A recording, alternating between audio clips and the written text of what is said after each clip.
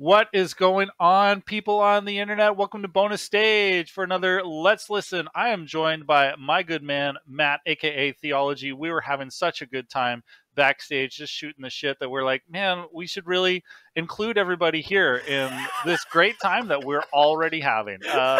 Swag. Matt, how are you doing, man? I am so good. I'm overjoyed. It's Happy Mana Day. Let's go. Oh, man.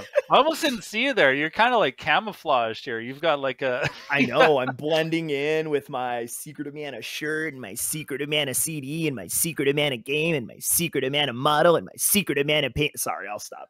No. Nerd out. That's what we're all here to do. Oh, my God. Oh, dude. Well, I am really happy. It's been a while since we've had you here on the show. And the last time we did, it was for phase 1 of this incredible undertaking that you've made, covering the entire soundtrack of the Secret of Mana series. So really happy to have you back for phase 2. This looks like an awesome time. I've definitely been spinning this on my own time and just enjoying it. You've got lots of really great names that you've collaborated with, not just names but people as well. And dude, I'm so happy. So why don't I just throw you under the bus and ask you right out of the gate here, what took so long to get to phase 2?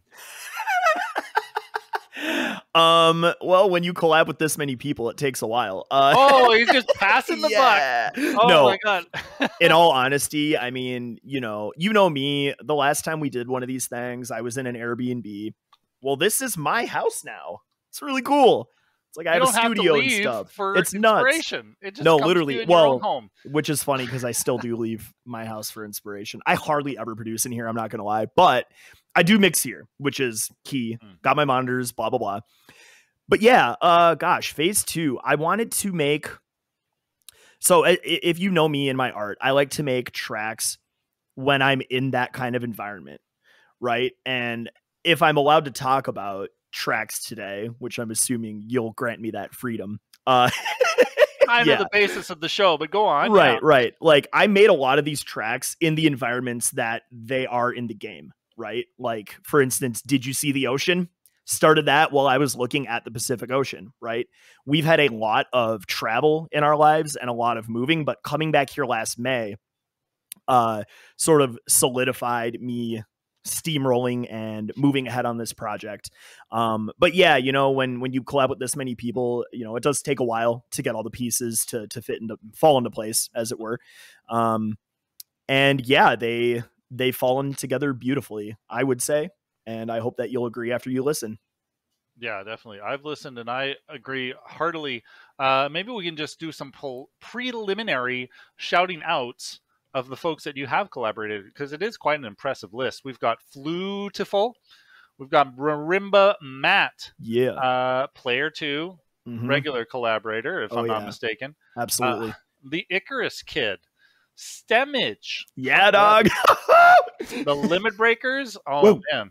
Hanabi, Xontron, and your cousin, Dylan Snustad. Yes. Yeah, even my cousin is on this album. Finger picking guitar. Also, GxG Wolf. He does a little nerdcore verse that you'll be hearing. I know there's so many you can't name them all, right? It's like, gosh. And I plan to have just as many in phase 3 as well, because I want this to be a labor of love, but a family labor of love, if you will. Of course, you know. Yeah. I'll be a pick-me guy for you, Matt. Come on. We'll talk. Yeah, so gosh, I'm just really excited, man. Like it's taken me a bit, but it's been worth it. Also, I've had, you know, other tracks to make, of course. I do a lot of theme parties, you know, because that seems to be all the rage these days. And, you know, whenever I do a theme party, I like to create tracks that go with the theme party, right? So like, for instance, 2DCon just happened this weekend in Minnesota. Huge success. Amazing time. The theme was survival, right? So I did a few tracks that were survival, right? And these weren't mana tracks, right? It was like the Resident Evil theme. I made a dubstep remix of it. Did you know that Marilyn Manson composed that? Yeah. Wow. Okay. I just learned a little piece of trivia that I can flex at trivia. Super weird. So like, yeah, Marilyn Manson is VGM is Jack Black as VGM. I don't know. Anyways, they're both canceled. It doesn't matter. Yeah. Oh my gosh, I love it. Yeah. So I don't know. I feel like I'm just blabbing now. So that's cool. We brought you here to blab. No. I was gonna ask something poignant as well. Oh yeah. No, it's gone again. Okay, cool. Okay. Well, you know what? You know what is better than listening to us blab about nothing that we're completely sure about? We could just listen to some freaking music, man. What do you think about that? That'd be cool. Yeah, that would be super tight. Yeah. So, folks, if you've been to the show, you know kind of how this works. We're going to listen to about 3 songs at a time. And, Matt, your album is 15 tracks, so it just neatly piles up into 5 neat little stacks. I love it. What a beaut. One of the things that you like to do with your albums, Matt, is you like to do some continuous tracks. So I'm transitioning to each scene manually. I will do my best to be a good DJ. We'll see what you got, baby. Yeah. All right. Well, and we're going to listen to, let's see, the first 3 tracks on this album. We've got A Wish. Oh, I wish this will go well. We've got Theology versus, and I love how you do like, oh, this is like versus, like we're in a match here. It's always versus, baby. Theology versus Floootiful versus Marimba Matt, a three-way here. Yep. All Minnesota legends. Yeah, absolutely. Yeah. We've got Secret of the Arid Sands. That's just yourself against yourself. That's me. And then we've got File Select featuring GxG Wolf. Little nerdcore verse there. And yeah, that's what we're going to hear right now, folks. So let's listen.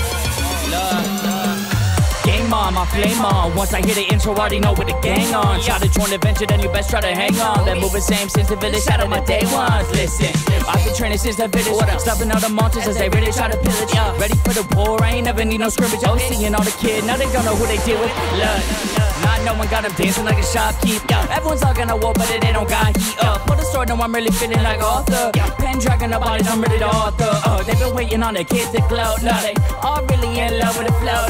Say the world, now I gotta go. Cause you already know that we ride these shows. Look, me and D like we knew the vision. Ain't no one that be changing the vision. Look, soon as I step in the temple, they felt the water. If they really wanna get it, unknown that it never falter. I've been moving through these lanes and I'm praying up to an altar. I get dancing to the answer, you know I can never falter. I've been turn the game on and see me and me. I've been waiting on you just to drop the beat. Look.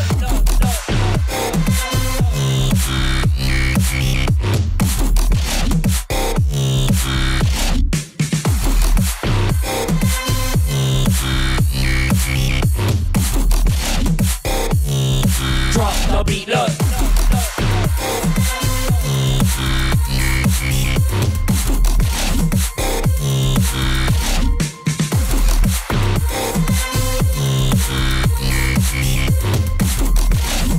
I've been waiting on you just to drop the beat, look.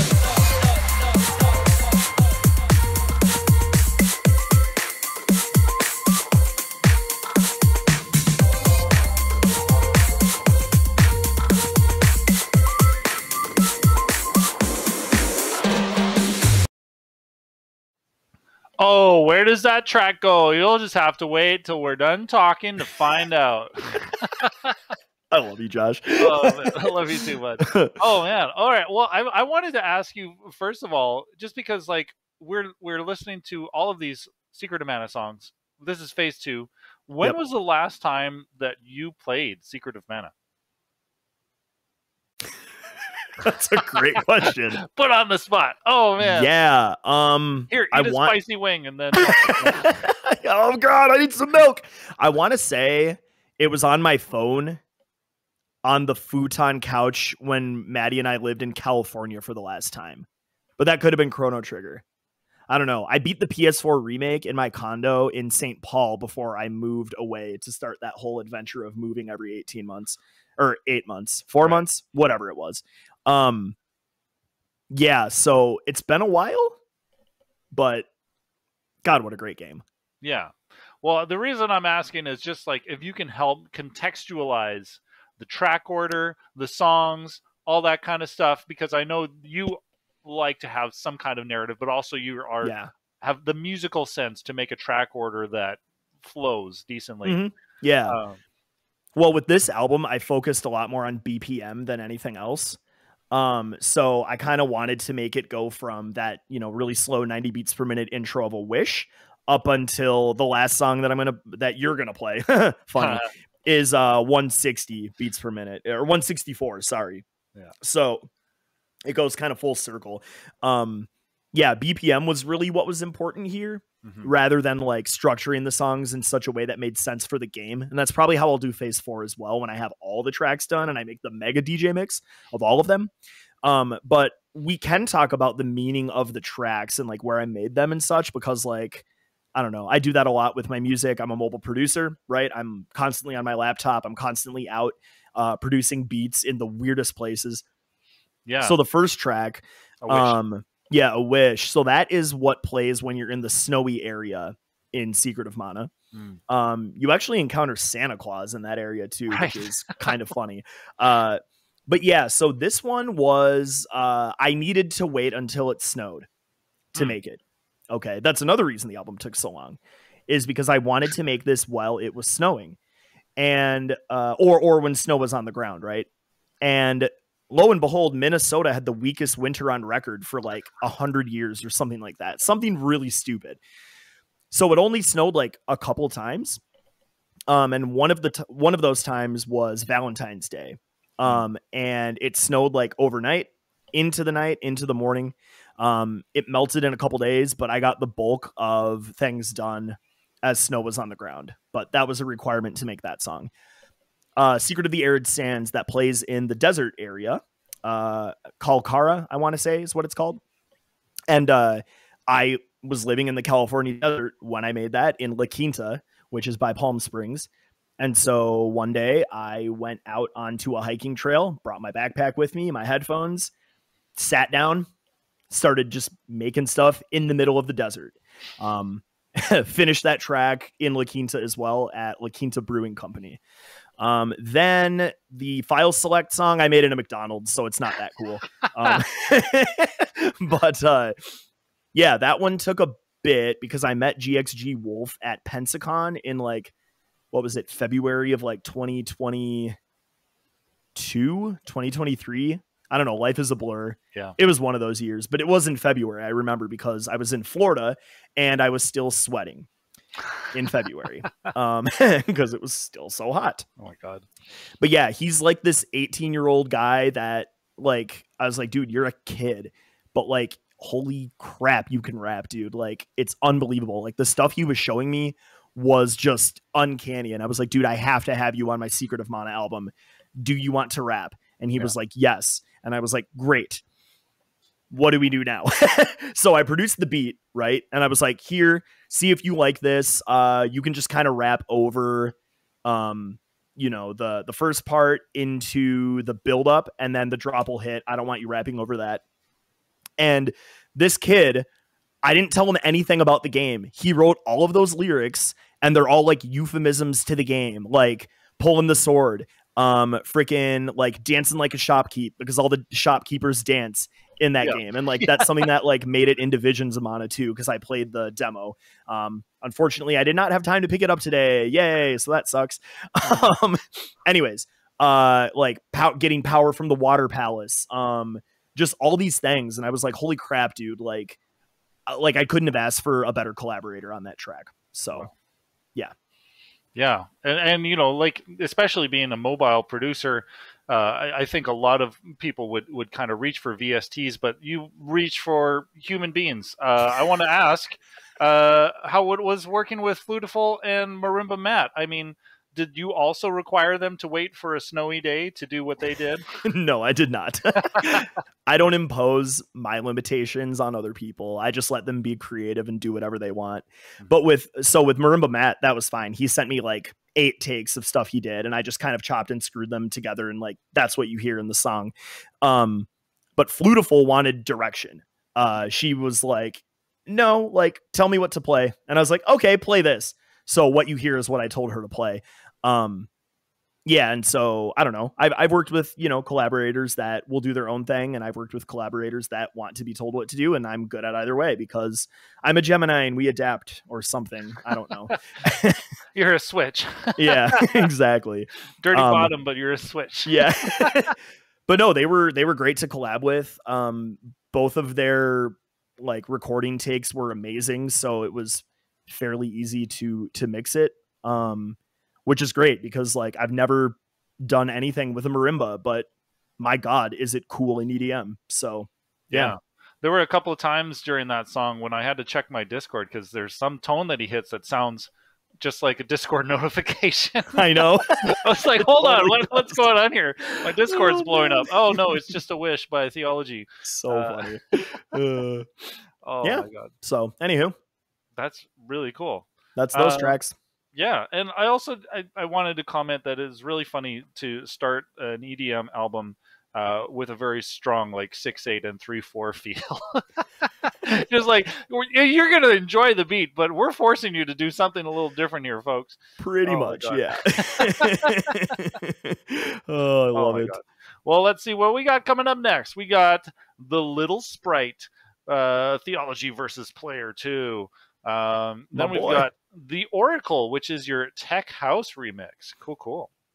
And then we got another collab because it's Prophecy with Theology versus the Icarus Kid. I Dark love that one. Electro mix. Oh my God. Sweet, dude. Cool. Do you want to say anything before we dig in here, or should we just listen? Let's listen, and I'll talk about the tracks after. All right. Well, we said the thing already, so here they are. Let's listen.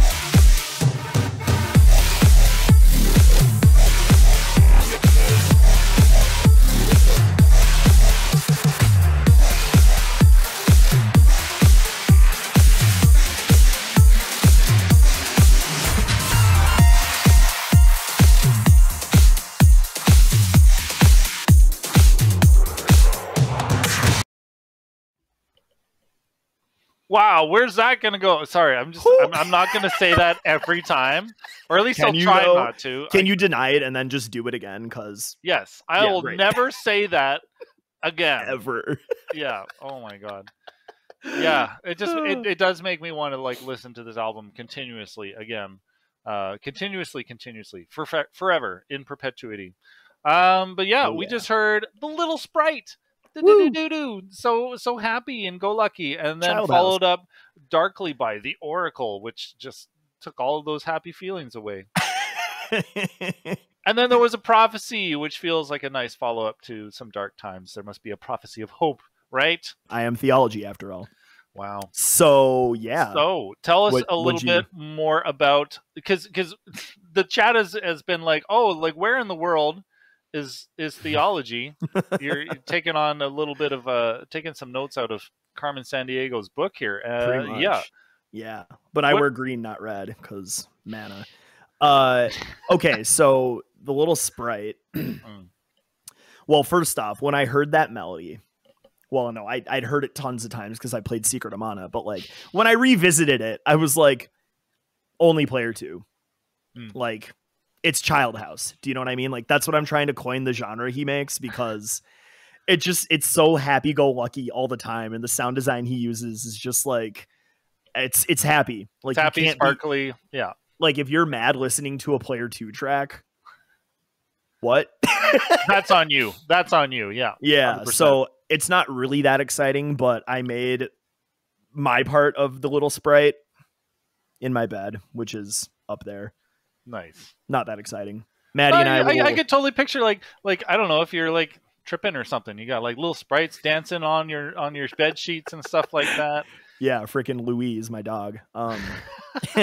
Pretty much like in the album art, like, so it's me, Maddy, and Louise. That's what the characters are in the album art. And so yeah, technically Louise is the little sprite.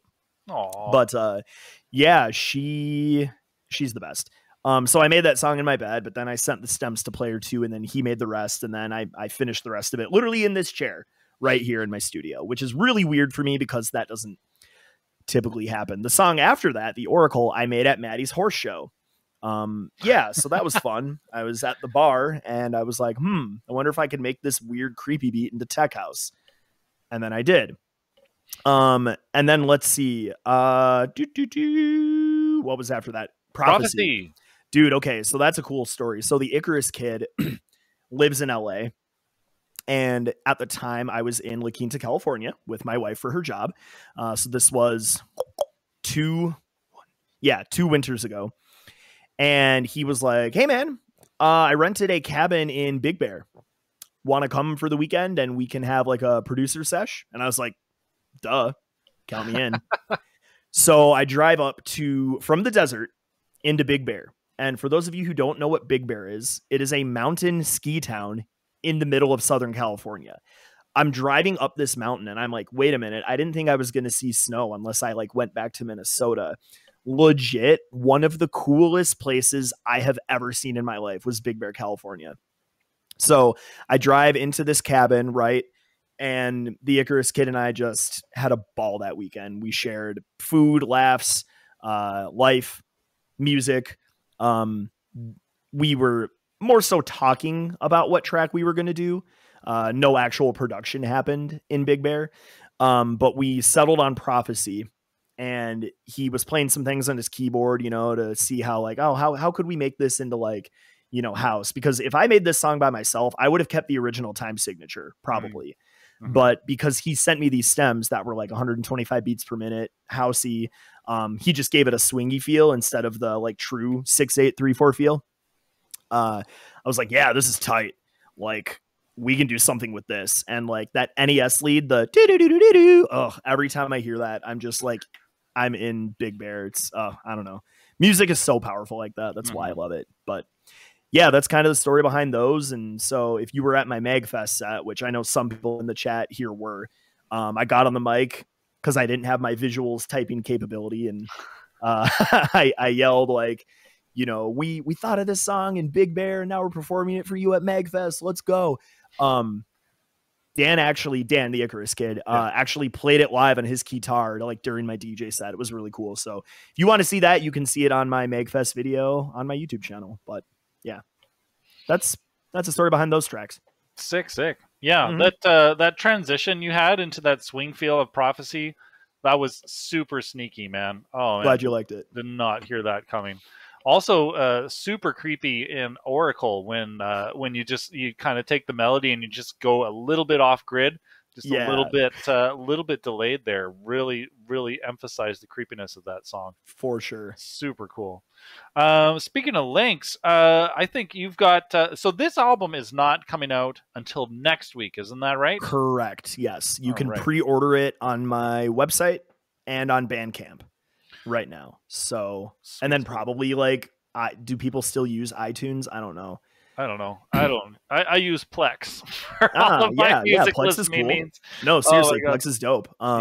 I think you can still do iTunes, but I don't know. Usually I get sent music. That's how it works when you're a DJ. So I don't really know. But yeah. Nice. All right. Well, there's the link in chat there, folks. If you want to go and check that out, you can pre-order it. Or, you can wait until the end of the listening party to decide. Be like, you know what? I already heard that once. I don't need that again. I actually do want to answer the omnipotent Sco. What up, Sco? Represent 2D Con fam. Yes, I will have it on vinyl, but not phase 2.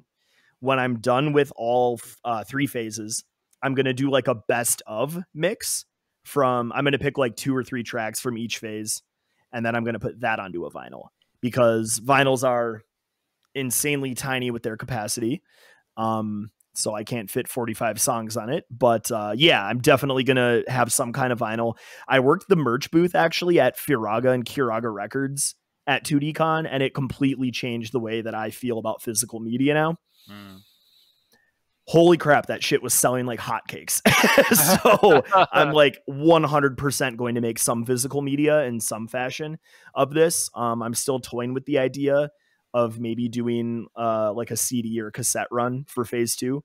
So yeah, we'll see. I'm still undecided about that, but 100% I'm going to make a vinyl about it someday.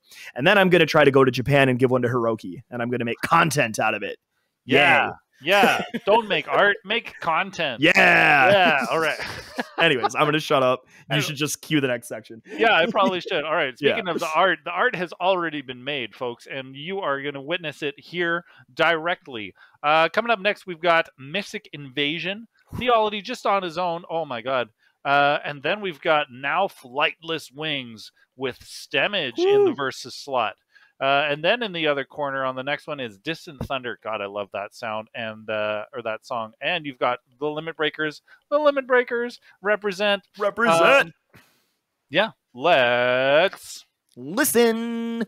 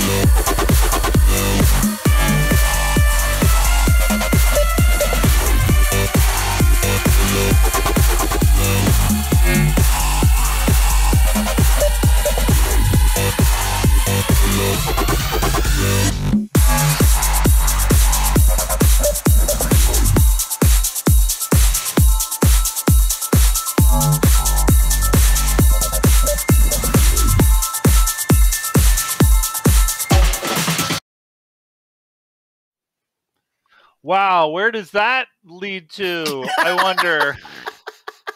You'll just have to stay tuned. Find out. Oh my god.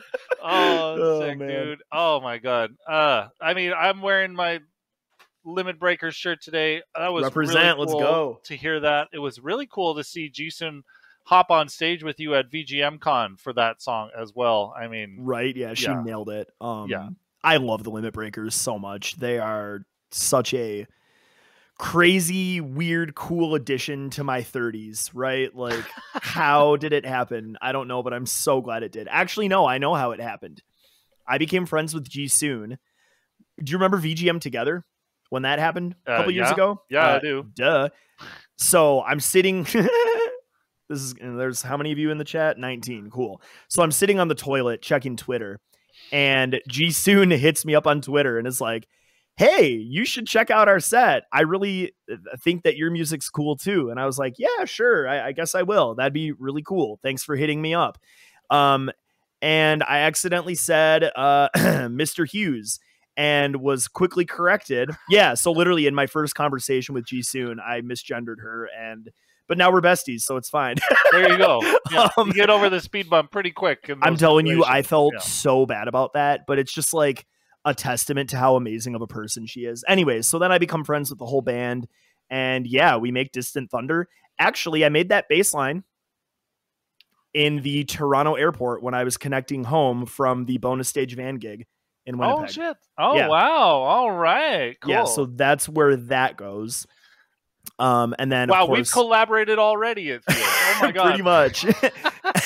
And then of course I had nothing to do with how incredible the Limit Breakers sounded there. Good lord, they are incredible. And like G-Soon really knows what she's doing when it comes to like mixing audio. Like they recorded that in her garage. Like right. She's a beast. What was before that? We had Mystic Invasion. Yes. Which was just like, yeah, that acid trance. Yeah, my sister Zoe influenced that bass line. I was going to make it different. And then she sent me a track and was like, hey, listen to this. And I was like, wait a minute, that's acid. Maybe I should put acid in this song. Yeah. So I basically like dedicate that song to her. And then, the drop is designed after Atlas by Jason Ross and Racheski, which Jason Ross is one of my production teachers. He's signed to a label called Anjuna Beats. He's also signed to one called Ophelia, which Seven Lions, the melodic dubstep giant, runs. And yeah, he used to make trance back in the day. So I sort of used that track as an inspiration for the revisitation of the Water Palace theme. And then, yeah, the track was Stemage. Okay, so I'm going to make this as quick as I possibly can. So the first time I went to MagFest, I was driving back to California from the Midwest. My wife and I had gone up there for Christmas to visit family, and we were driving back. As we hit Gallup, New Mexico to stay at a hotel, her transmission died. I was on my way to pick up food, couldn't move the car. Okay. So we get it into a parking spot, and I start crying because I was supposed to get on a plane 2 days later to get to MagFest. Okay. Yeah. I'm like, I'm going to miss it. So long story short, my wife was able to buy a new Jeep the next day, but we had to rent a car. I had to book an emergency flight out of Albuquerque. We rented a car, drove me to the airport. I got on a flight to MagFest. And because of that, I was able to go early and see Metroid Metal, which was so awesome. Yeah. G-Soon let me stay in her room that night, which was incredible.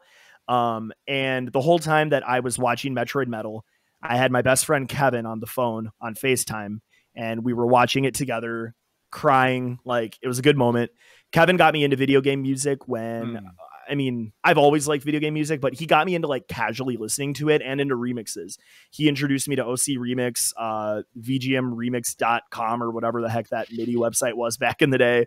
Yeah, I remember that. Yeah, literally. We would .net. We would literally, yeah, that was it. That was it. Yeah. .net. We would literally listen to like those MIDI files. And actually there was this artist named Dragoon on there that like heavily used cymbal crashes, and we would always laugh about that. Yeah, that's how meta my like VGM shit goes. But anyways, Metroid Metal was among the bands that he introduced me to back in that day, you know, when I was in like 8th grade, right? So, you know, we're crying, we're having this moment together, and a few months later in a McDonald's as I'm producing, I connect with Stemage on Twitter. because I see him tweeting, and I tweeted at him like, hey, that set, was incredible. I'm glad I could see it. I started DMing him. I told him the whole story about Kevin and, the transmission going out and blah, blah, blah. And he's like, wow, that's really cool. I would love to meet you sometime. And I was like, absolutely. Like, holy shit. Fast forward to VGMCon last year. He comes up to me. Are you Theology? I'm like, yeah, I'm Grant. I'm Stemage. And I was like, oh my God, freaking out. Right. Yeah. So was this at 4 a.m.? No, this was I think it was the day before. Okay, yeah. Yeah, but no, so like connecting with one of my childhood heroes and then making art with him. And then if you were at VGMCon this year, we performed it together. And I know you were there. I saw you in the crowd as that was happening. Dancing my ass off, yeah. Dude, like, oh, that was such a full circle moment. You probably saw me crying as he was playing that on stage. It was a really emotional moment for me. And so to have him on this record, it's just one of the coolest things of my entire existence. Like, I can't even fathom how dope it is. So anyways, yeah. Yeah, hell yeah, we boogied Ranja. Brandish hard on. Oh my God. And yeah, I mean, honestly though, I made all of those tracks in my last apartment in Plymouth, Minnesota, which I hate that place. I'm still thousands in debt from it, but whatever. It's neither here nor there. Buy my CD today or next week. Or next week. Buy it now. It's so fine. You have it. It's next fine. Week. Yeah. Yeah. We'll get through it. Donate $10 to the arts or something. Huzzah. Oh my God. Speaking of calls to action, the next song we're going to listen to is Leave Time for Love. There's a transition, or there's a segue for you. Oh my God. Then after that, we've got Close My Eyes. Are you like telling somebody else to close your eyes, or are you saying you're going to do that? Game over, man. And then how are you going to answer this next question after you close your eyes? Did you see the ocean? Actually, I never thought about that. That's really funny. Oh my God. Well, that's awesome. And then, so we got Leave Time for Love, Close My Eyes. You've got Hanabi on that one. Dude, holy crap. Are you just you wait. He's even so ready? Good. Yeah. All right. Well, with all of that, let's listen.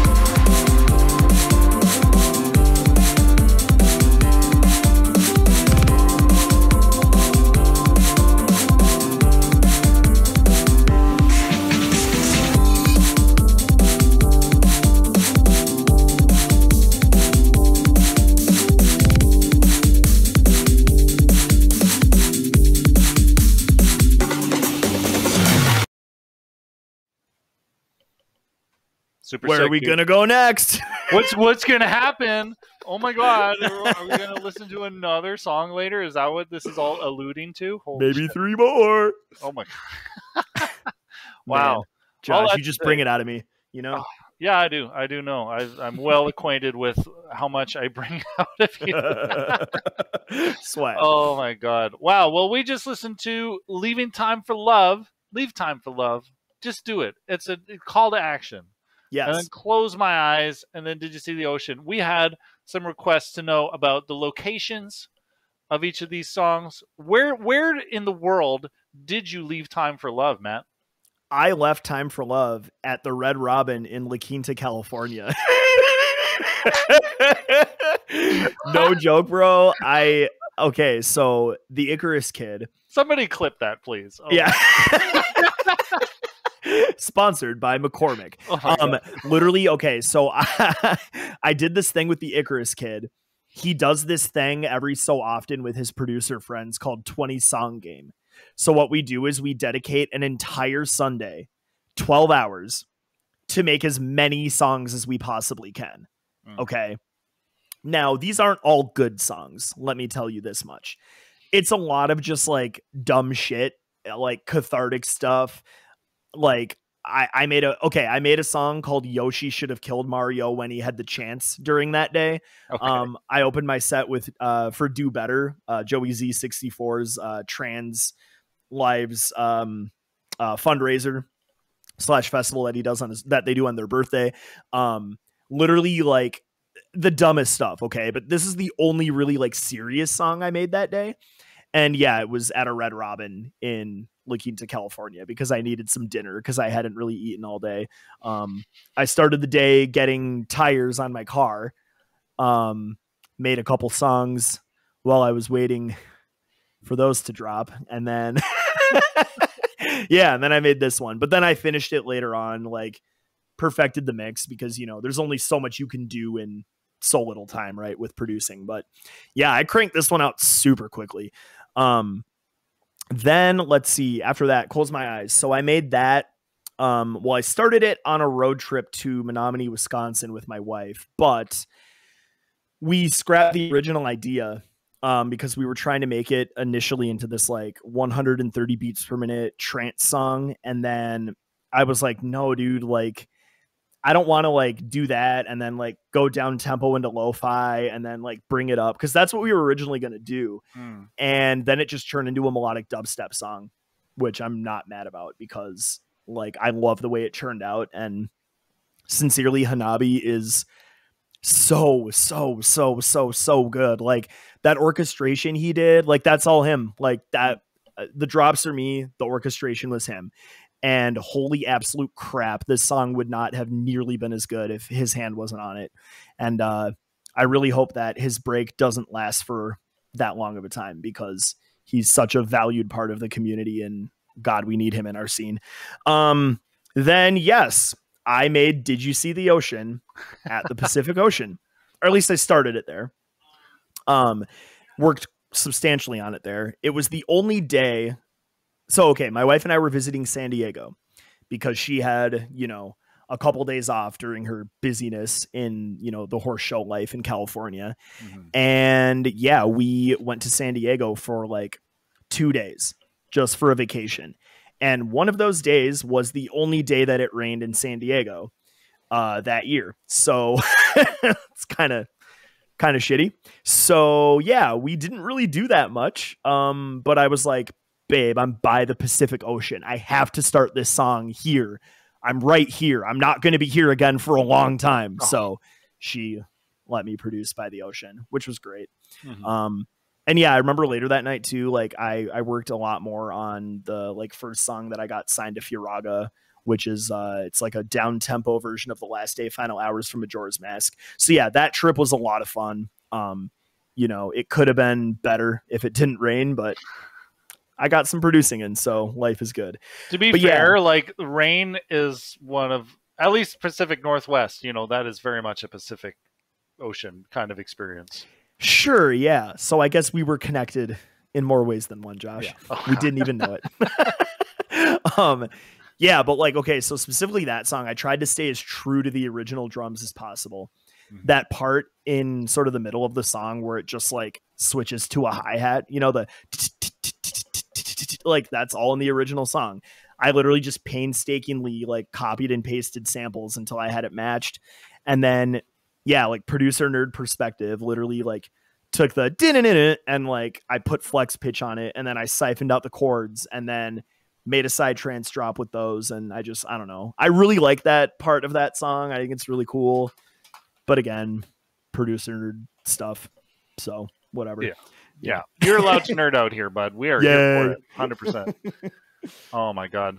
Yeah. Well, that feels really sad that we only have 3 songs left. I know, right? You know, it feels like a bell is tolling for the end of this album.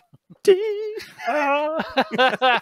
the name of the next song if you guys didn't pick it up. Oh my God. Just like the wind, my segues never cease. And I don't know what I'm going to do about the Dark Star, but your cousin's there, so that's as much creativity as I've got. Yes. No, just kidding. Okay, so if that wasn't clear enough, folks, we're going to be listening to A Bell is Tolling. Then we're going to have The Wind Never Ceases, featuring Xontron. And then we've got the Dark Star featuring your cousin, Dylan Snustad on... Oh, my God. On Wolf, yes. On Wolf, yeah. Bull, you're not part of this show, except in your cuteness, so be cute. Anyways, folks, we're going to transition over to our songs instead of Bullet's incessant barking. Let's... Woofin'!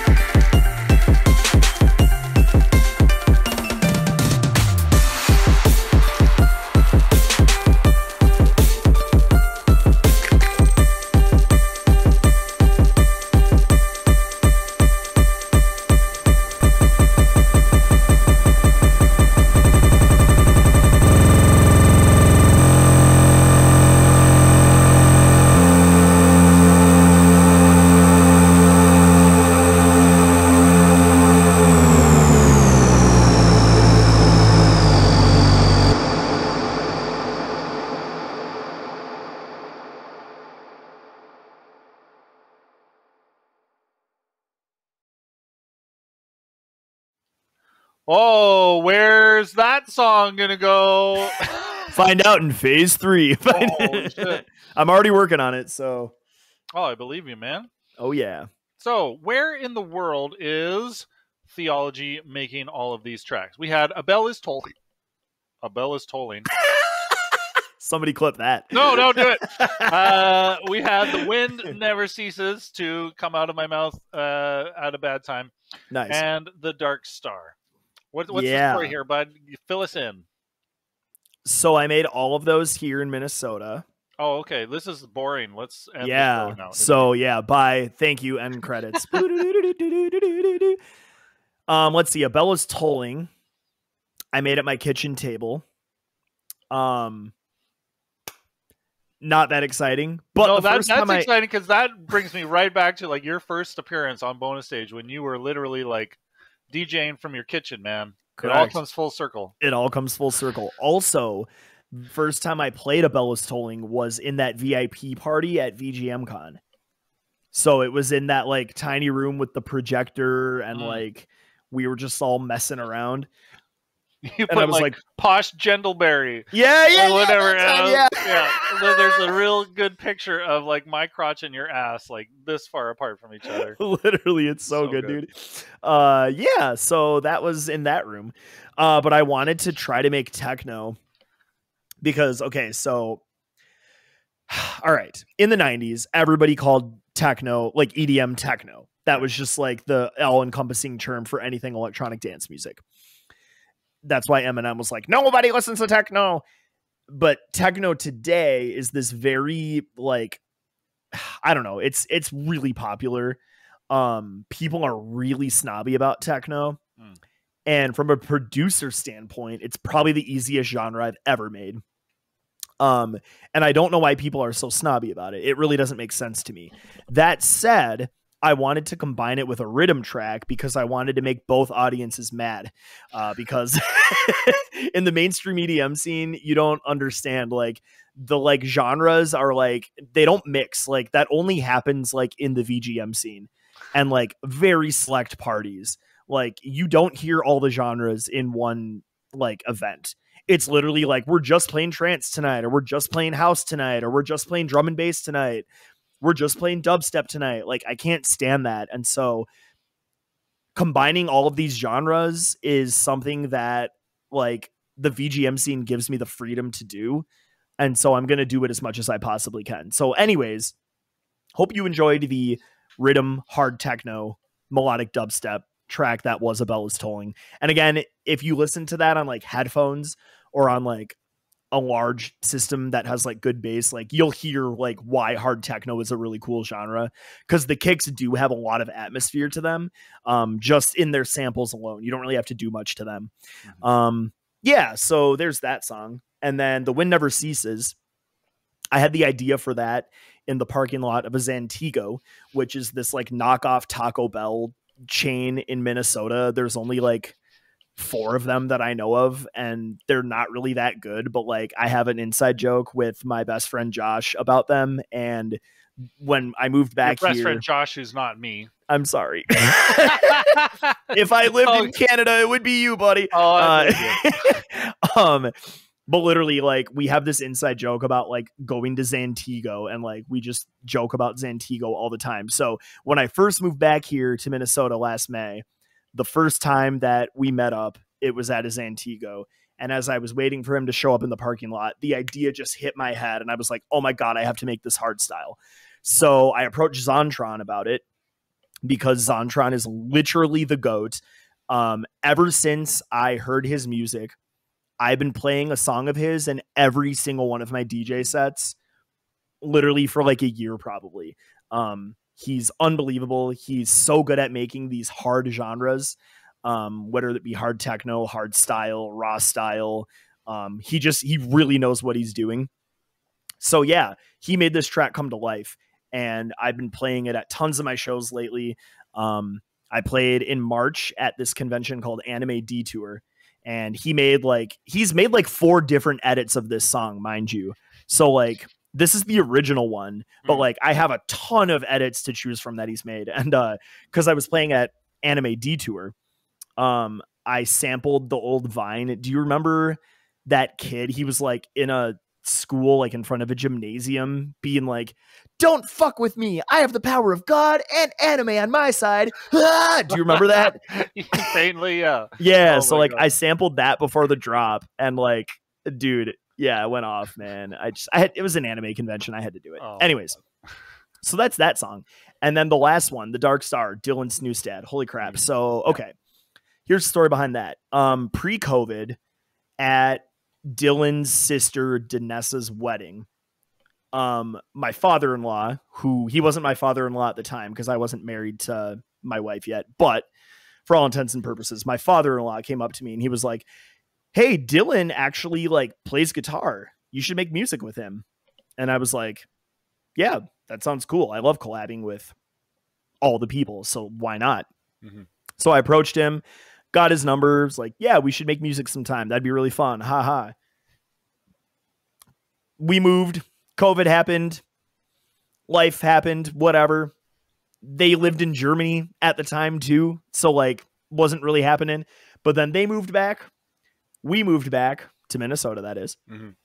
And yeah, I reapproached him at a family gathering and was like, "Yeah, we should really do this, man." And I sent him the Dark Star and he was like, "Yeah, I love it. I think I could do something to this."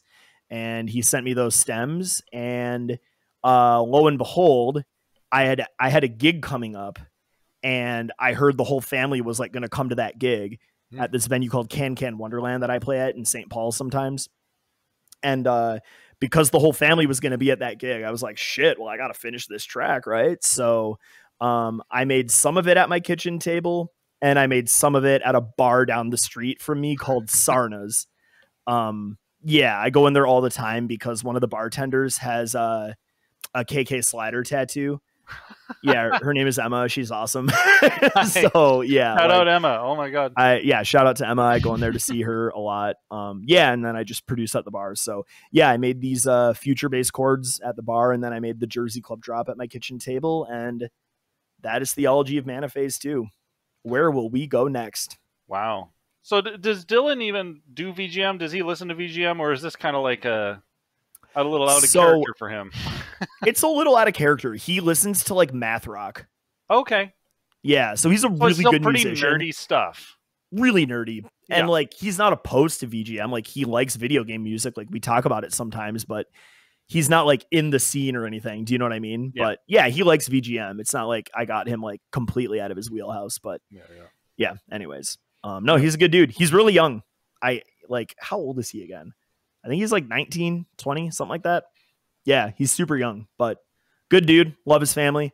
Shout out to the Snustads. You guys rock. Yeah. Anyways, I don't know. Any more questions? That's phase 2. Well, so actually, during this conversation, I had to look up how many tracks are actually on the Secret of Mana OST. Phase 1, you covered 14 tracks. We've had 15 tracks here. So I think it's safe to say you've got 15 tracks to go for phase 3, right? Because there's 45. Yep.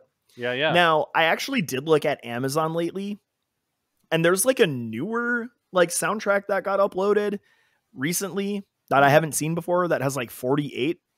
But like, I don't know, like beyond the original 45, I want to say that literally like one of the tracks is like when you beat a boss and it's like that's not a song. Like I'm not a little 10-second. I mean, I could make that into like really like drug rug EDM dubstep if I wanted to, but whatever. I'm gonna stick with the original 45 that are on this album. There we go. Because that's yes. Also, I didn't see any album. Did you hold something up? I think it was perfectly camouflaged. Wait, what? God, we are nerds. I love us. Anyways. Yeah. Sweet. So that's where we're at, dude. I've already got phase 3 in the works. I have one track done. I'm working on another track with somebody who is they were streaming. Oh yeah, and they're not streaming at the moment, but they were just streaming. Oh. Their name might rhyme with Bob Novaks. Bob Novaks. Just saying, but I'm not saying. No. So we might or might not be working on a track right now. And then I'm gonna get this is real, like Schrodinger's cat of collaboration. I'm gonna be It could be dead. I don't know. I'm gonna definitely get a bunch of people on this one.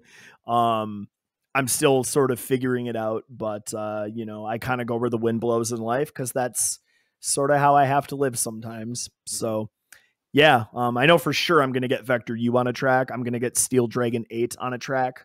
But beyond that, it's kind of sky's the limit. I might get Posh Gendlebury on a track. I don't know. We'll see. Yeah. You never know. My drag name, yeah. Yeah.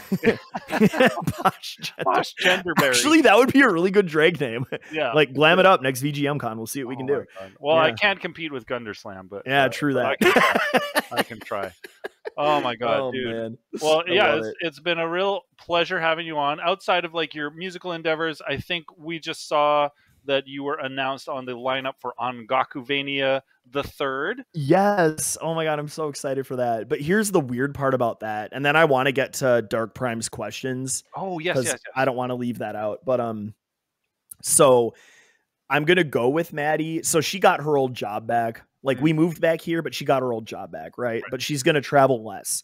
That said, I'm gonna drive out to California with her, right?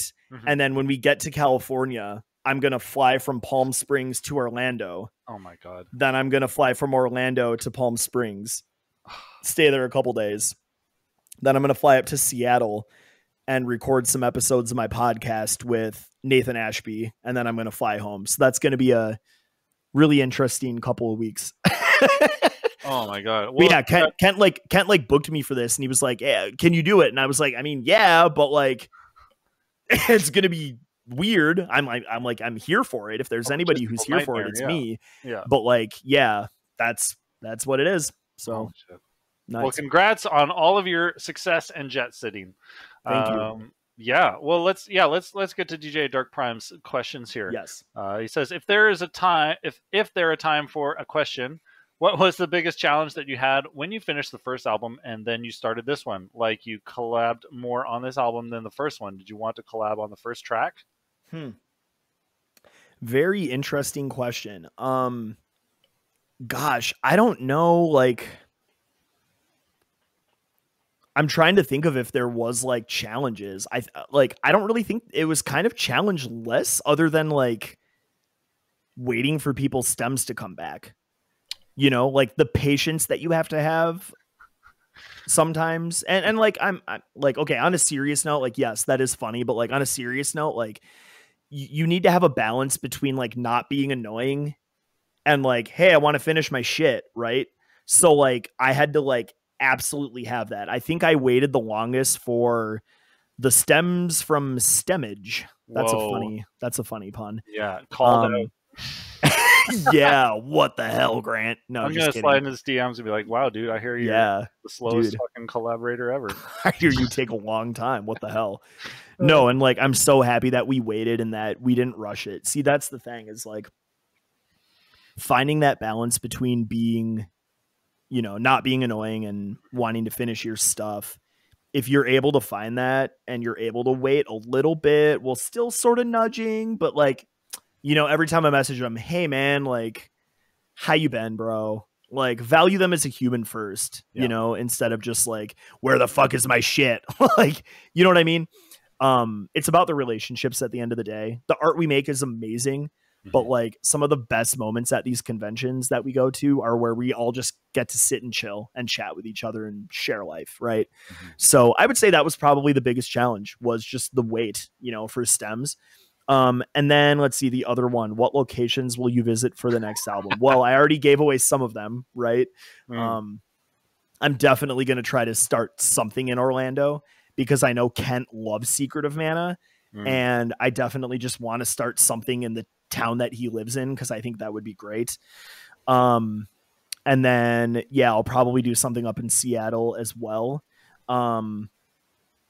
Yeah, and another collaborator that I want to maybe mention is currently in the chat. They go by Rocky, so there's going to be a Rocky Gunderslam Mon combo, hopefully. We need to talk about that, Rocky, because that's another one that like I have started, and I don't know, life happens. We're all busy, right? You know, I just want to get things rolling, but I don't want to be annoying. So yeah, I'm really trying to say this the best I can on a live stream. You've shared plenty, but yeah, you don't have to leak too much at the moment. Also, Rocky, no rush because we have like a year. It's fine. Like it doesn't matter. And you know me, if I get stems, I'll finish something in a week. So yeah, dude. Other than that, yeah, gosh, I don't know. I usually go to the Netherlands like once or twice a year, so I'll probably make something out there. What else is on the horizon? I don't even know, man. I don't know. Life is unpredictable. I just go where the wind blows because it never ceases. It never ceases. Yeah, folks. Well, you can never cease to get updates from Theology if you go over to Linktree and get all of his links for all of that stuff. If you want to stay tuned on that, obviously go and pre-order the album. That's going to be dropping next week. If you have friends who want to see this episode of Let's Listen, or if you would just like to revisit it yourself, it will be published next Thursday on the Bonus Stage YouTube channel. So go and subscribe to us there. We also have been doing a lot of like retroactive video edits and like cutting up our 8-hour fucking videos into individual sets starting in 2020. So nice. Yeah, definitely go and revisit some of that. It gets me a little nostalgic for the pandemic, not gonna lie. Yeah. Otherwise, our next Let's Listen is going to be in a couple of weeks. We've got Game Grooves coming up with their Pokemon City Pop album, which is going to be a lot of fun. That'll be in a couple of weeks on September 12th. And then I'm going to be heading to Mag West, and I'm going to be doing some MC. I'm going to be doing like an interview power hour, which I, fingers crossed, hope will be streamed. And if so, you should definitely tune into that. Otherwise, if you're at Mag West, come say hi. I'd love to see you. I'm also going to be doing a panel about my Living Form Dex Pokemon collection. So if you really want to get deep into the weeds with me about Pokemon collecting and taxonomy in a very pleb kind of sense, then yeah, come and check that out. I'm at like 11:30 p.m. on Friday, I think. Late awesome, night panel slots. I just don't want to miss the Bravo bus and go get the shits at Taco Bravo. Anyway, on that note, we're gonna say goodnight. So thanks, Matt, for joining me, and thanks for all of the wonderful things you do in the scene, man. Love you so much. Miss you. Love you too. And if you're going to be up in Seattle, just like come up a couple hours. We can hang out. Actually, that's a great idea. Maybe we could meet in the middle. Meet in the middle, yeah. Go have a little party in Bellingham. Yeah. Why not? Let's actually be in touch about that. Let's seriously. Actually, all right, cool. Yes. Yeah. Other than that, I see my buddy Moo Man is relaunching his There Is No Easy Mode trivia channel. So if you guys like video game trivia, we're gonna raid on over to him. And otherwise, we'll see you on the next show. Good night, everybody. Matt, wave goodbye. It looks nice. Bye.